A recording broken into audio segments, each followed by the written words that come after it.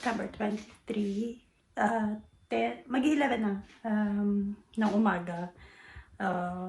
It's a Wednesday, so ayan, dito ako sa kitchen kasi magluluto ako. Ayan. Si Eli kasi hindi siya nag-daycare today kasi since Monday pa pala. Meron kasi siyang sakit. May low grade fever siya tsaka sipon. So, hindi ko muna siya pinapapasok. Ayan, magluluto lang ako ng wok. Ito lang yung mga kung ano-ano lang na natira sa yung laman ng ref namin. So, yan, iluluto ko kasi sayang naman baka mabulok. Yan, we don't waste food, guys. Lalo na sa panahon ngayon. So, yan. Nag-iinit na ako ng mantika. Yan. Iluto ko muna ito, guys. Ayan, guys. Nalagay ko na yung oil, bawang, and onion. Bango. Sabihin natin yung asparagus, carrot, and broccoli. Kaya yung mga gulay namin na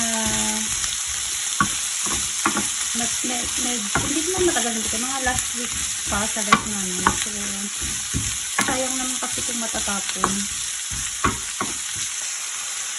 Kasi cover lang natin. Walang cover itong pan na ito eh. Kaya yan na lang gamitin natin. Yan guys, so ilalagay ko yung tiger prawn.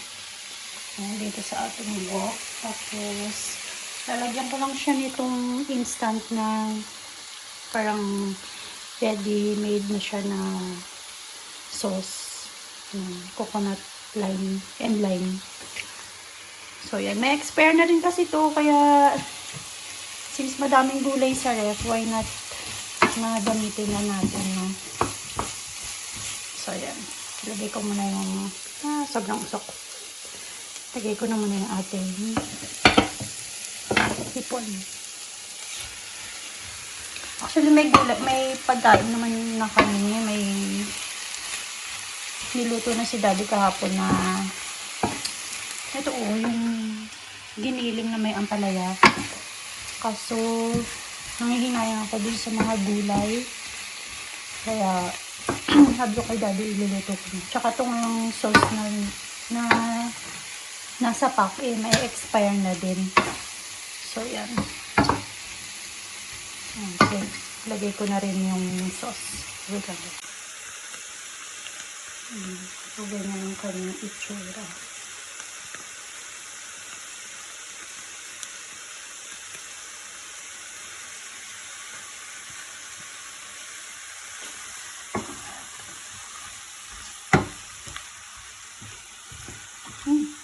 Bango. Bira lang ako gumamit ng ganyan. ng ganyan guys eh. Kasi madali naman na ngayon. Kasi pwede mo naman i-search na sa YouTube yung mga recipes. So, ayan. Lagyan ko lang siguro ng konting water. Wait lang guys. Talagyan ko lang ng salt. Nilagyan ko na siya ng konting water. Tapos lagyan ko ng salt and pepper. Ayan, nalagyan ko na siya ng pepper guys. Halo-halo na lang. Antayin na lang natin maluto yung ating prawns.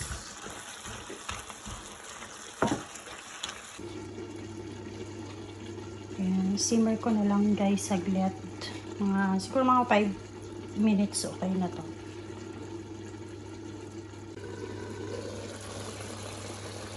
So ayan guys, ito na ang ating wok with tiger prawns.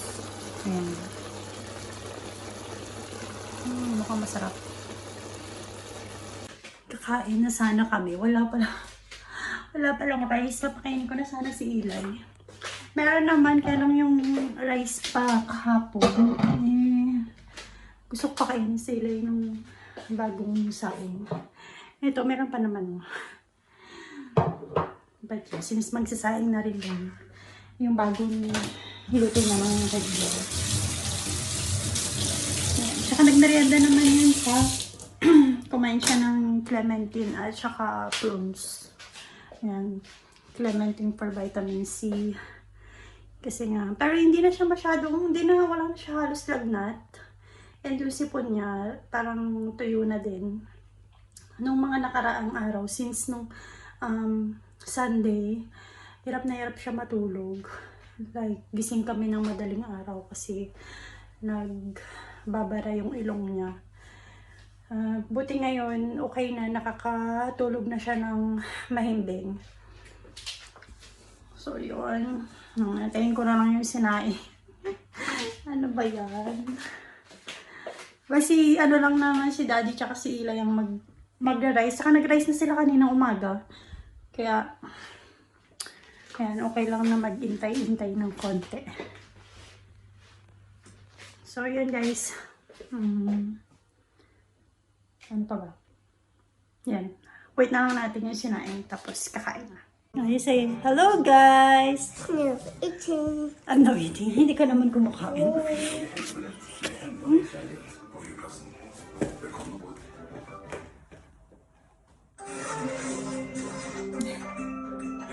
Pinapanood niya yung mga old vlogs namin.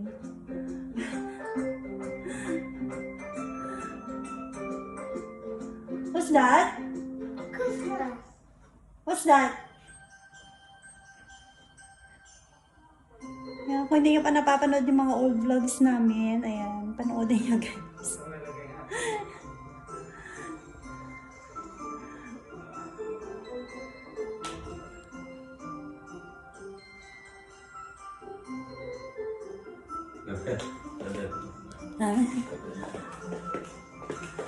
Number 8. Letter.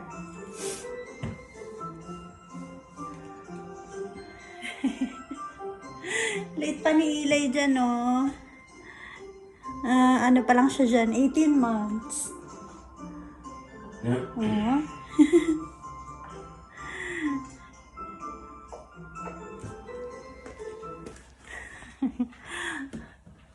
Ayan, nanonood ang mga old vlogs. Ito, paborito niya tong vlog na to.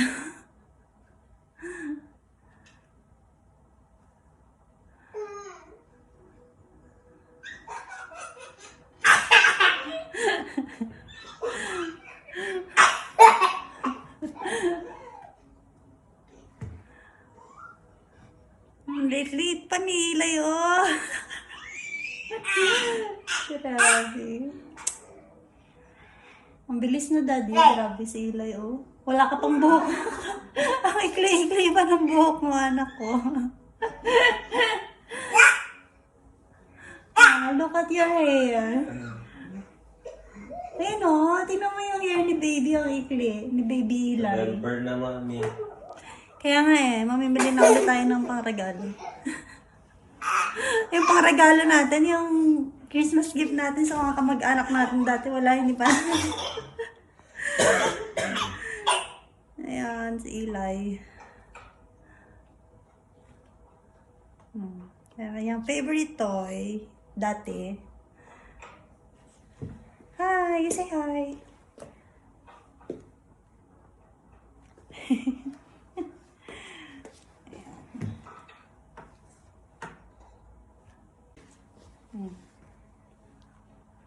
Ligo muna ako, ha?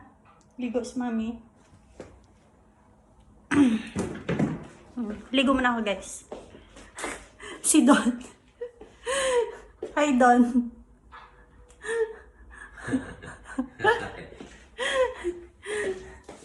Ayan. Ligo muna ako, guys. Hello, guys. Ay, sipon mo.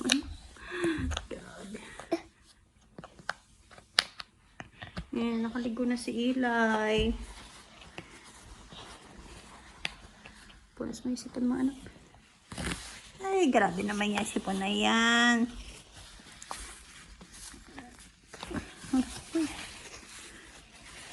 Wait. Ayan, fresh. Fresh. 2, 3, 4, Fish 5, fish 6, fish 7, hey. You? Right? Me? What are you going to tell them? You say hello, guys. Tell them. Tell them. Tell it. Tapos na siya maligo. Nakakain na rin. Kaso konti na kain ito eh. Konti lang nga nakain. Come here. Come here. Can you sing? Baba. Grandpa. Grandpa, where's Grandpa? Yeah. There. Where? Where? What is your name? What is your name? What is your name? Eli. Eli. How old are you? 2. 2. So yan guys, medyo nakapagligpit-ligpit na dito sa kitchen. Ayan. Ayan, meron pa kaming natirang wok. Tsaka yung rice. Tapos yung fruits ni Eli. Tapos, ang dami ko nang inuwi ni Daddy na mga paso na may, ang tawag dyan, na may lupa. Hindi ko pa natatransfer yung ibang halaman. Pero one of these days, kasi gusto kong iripat yung binili ko na halaman dati sa IKEA. Kasi humahaba na siya. Kaya itatry ko din iripat. So, yan, ang dami na. Si Eli nandito sa bahay. So, yan, hindi ko siya maayos. And, ayan na yung mga halaman ko kasi. Yan, yung mga sili talagang ang lalago na nila. Kaya, kailangan na i-transfer siguro sa mas malaking paso. Tapos may bulaklak na siya. Ayan. So, tapos na ako dito sa kitchen mag-ayos. Magtitiklop naman ako ng damit. At saka, may salang kasi akong labahin. Ayan, mga damit ni Eli. So, para may sampay ko pagkatapos. Yan guys, yung titiklopin ko. Sobrang gulo dito sa kwarto ni Eli. Grabe. Ayan, tapos yung iba, yung curtain rod namin na minsan lagayan ng cortina, minsan sampayan. Ayan. So, yan. Tiklop muna ako ng damit. Tapos, ang dami kong planchahin na hindi ko pa matapos-tapos. So, yan. Gagawin ko din yan mamayang gabi pag na lang natulog si Eli. Tapos, meron na namang box dito. Kasi nga, gagamitin ko para mag-declutter na naman ako ng mga damit ni Eli. Yung mga summer clothes, kailangan ko naman tanggalin at palitan ng winter clothes. So, yan no. Napakadami. Grabe. Tapos, ayan na guys, sa labas ngayon. Maulan. Maulan ngayon eh. Kasi naglalagas na Ayan. Nagpapalit na rin yung mga kulay ng mga dahon. Hindi kami makalabas eh. Gusto sana namin magpicture kasi lagi kami magpicture nila Daddy. Kasi tuwing magpapalit yung season, nagpipictorial kami sa labas. Pero yeah, since may sakit yung dalawa, hindi namin yan magawa ngayon.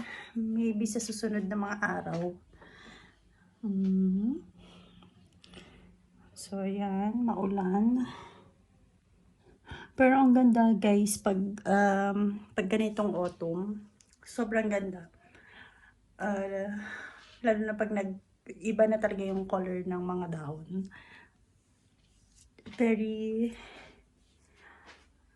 Basta parang doon mo lalo ma-appreciate yung nature. Sobrang ganda. Yun nga lang, medyo malamig na. Tingnan nyo guys, yung mga puno doon nagbabago na rin yung mga kulay. Ayan.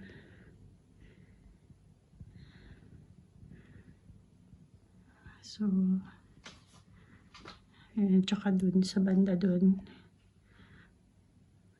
Hindi mabigyan ng justice na itong cellphone ko eh. Cellphone lang kasi guys, gamit ko pang video. So, ayan. Pero, ayan, sobrang ganda pag ganitong autumn. At sobrang kalat din ng mga dahon. Ayan.